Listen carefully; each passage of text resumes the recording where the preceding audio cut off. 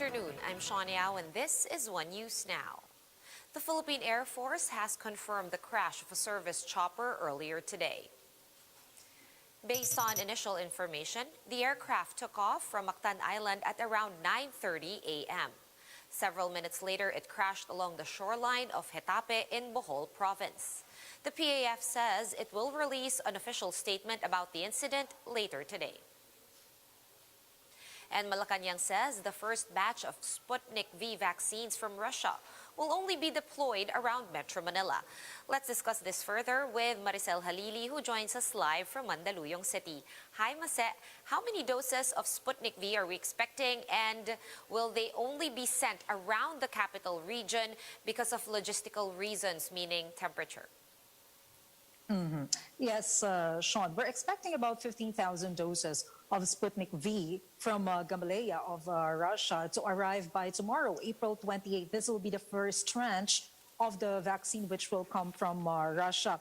As compared to other brands of vaccine, the doses which will be delivered tomorrow is a bit smaller. The reason behind this is that this is the first time that the government will receive a brand of vaccine that requires low temperature. We need low storage for this. For Sputnik V, we need negative 20 degrees temperature for its storage. This is also the reason why the first tranche of Sputnik V will only be deployed in Metro Manila, because as we all know, we only have 3 places in the whole country that have cold storage. This includes NCR and, of course, Cebu and Davao. So we're expecting that the first tranche will be used in the NCR region, or in the National Capital Region, rather. Now, another question would be, is the president going to grace the arrival of the vaccines from Russia like he has previously? We asked that during the press conference of presidential spokesperson Harry Roque early this afternoon, and Secretary Roque said that the arrival of Sputnik V is not included in the schedule of President Duterte, so most likely he will not attend. Expect for May? We'll still be having starting on May 1, because the beds and the isolation beds, particularly on the West Philippine Sea. Did the palace spokesman explain this supposed verbal fishing agreement that they have with China? Yes, Sean. Secretary Roque actually reiterated his previous statement that there is no need for a joint agreement when it comes to fishing on the disputed island. He explained that it is already part of the decision of the arbitral ruling. So since the country is claiming that the ruling on the arbitration should be imposed both in China and the Philippines, we must also follow all the provisions stated on the said decision. And this includes allowing traditional fishing on the disputed islands. Just traditional fishing, not commercial fishing. All right, thank you so much for that update. Stay safe. Maricel Halili joining us live from Mandaluyong City. We'll have more stories after this quick break. Stay with us.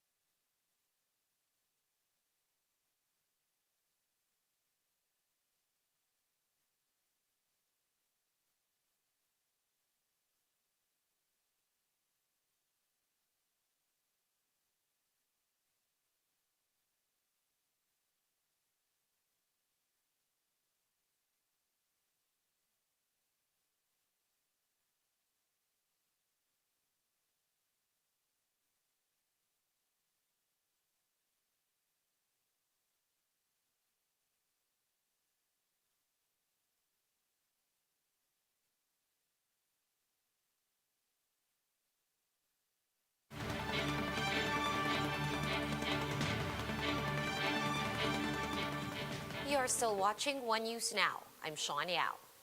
Finance Secretary Carlos Dominguez defended Executive Order 128 before senators today. The cabinet official said that lowering tariffs on imported pork will eventually benefit cash-strapped Filipinos. Mean Los Baños joins us live from Rizal for the details. Hi, Mean. How did this hearing on the impact of the ASF go? Sean, good afternoon. Finance Chief Carlos Dominguez said that the EO lowering the tariffs for imported pork may appear to be a painful solution for now, but he assured the senators that in the long run, this policy will save the consumers billions of pesos. This remark came after local hog raisers insisted that the importation of the 400,000 metric tons of pork was no longer necessary because of the reduced demand of this pandemic. Agriculture Committee Chair that pork and do not see any problem with the importation as long as it is set within the region. Agriculture Secretary William Dar denied that they're manipulating the data. Dar insisted that they are helping local hog raisers affected by ASF as much as they could. But Villar disagreed, saying that the foreign hog importers, Sean. Bibigyan pa nila ng benefit lahat ng importers? Parang maling-mali naman yun. Tinatanong nga nung mga farmer, sinasabi sa akin, saka yung mga congressman na malapit sa mga farmers, bakit daw parang walang pagmamahal si Secretary Dar sa mga farmers? I feel for them. Mahirap naman sabihin na kami ay manipulator ng data. That's uncalled for. I would call it.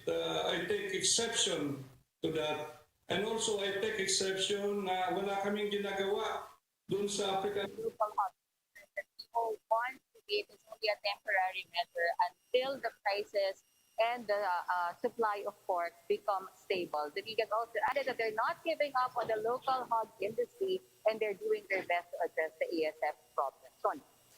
All right, ma'am, did they give any specific example as to how they're actually helping the local hog raisers? We know this story has been ongoing. It's another pandemic that has hit before COVID, so that has been more than a year. The funds for the repopulation of the local pork or the local hog for the raisers, or the backyard raisers, and even the land bank of the Philippines has doubled its funds for soft loans for backyard raisers from 15 billion pesos to 30 billion pesos. But still, in the private sector, for example, the local hog raisers fund are saying that they're not experiencing or they're not receiving any help from the government until now, even if the ASF problem, as he said, has been here for already 2 years now. All right, looks like this will not be the end of it. Thank you so much for giving us that update from Rizal. That was Mean Los Baños joining us live. Or has dethroned New Zealand as the top of Bloomberg's COVID-19 resilience rankings. Let's take a closer look at their pandemic response in this report. I would prescribe how other countries can learn from Singapore from my experience on the ground. I think there are a couple of things that I found could have been helpful in the fight. First of all, vaccination efforts. I think we were one of the first countries in the region to kick off vaccination in December, and right now the vaccination rate at slightly above 20% for those who have received their first doses is among the highest in Asia. Those below 40 would start to get invited from June, so hopefully the government's aim is to get everyone, the local population, all vaccinated by the end of the year, so fingers crossed on that. Very early on, we knew that we had to take strict action or very, very quick measures to bring the virus under control, especially when there was a big outbreak in the migrant worker dormitories. So in April last year, we went into a strict 2 months so-called circuit breaker lockdown. So that's how we try to be proactive and try to get ahead of the game. So the big day is May 26th. It starts with Hong Kong, and we are very, very excited here in Singapore. It's our first travel bubble of any kind with another country. Visitors from Hong Kong, they have to be fully vaccinated before they enter Singapore. Though those from Singapore don't need to, they just need to do a COVID test. We know that from May 26th to June 9, there'll be one flight a day from Hong Kong to Singapore and vice versa from Singapore to Hong Kong with 200 passengers per aircraft. Already prices are starting to go up on Cathay Pacific and Singapore Airlines, I see.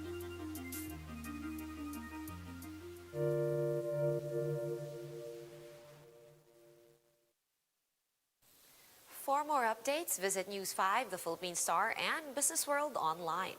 Visit our website, onenews.ph, for more in-depth analysis. You can also catch One News on the Signal Play app. Register for a free account at www.signalplay.com and stream One News live anytime, anywhere. Mask on, wash hands, and stay safe, Philippines. I'm Sean Yao. We are One News.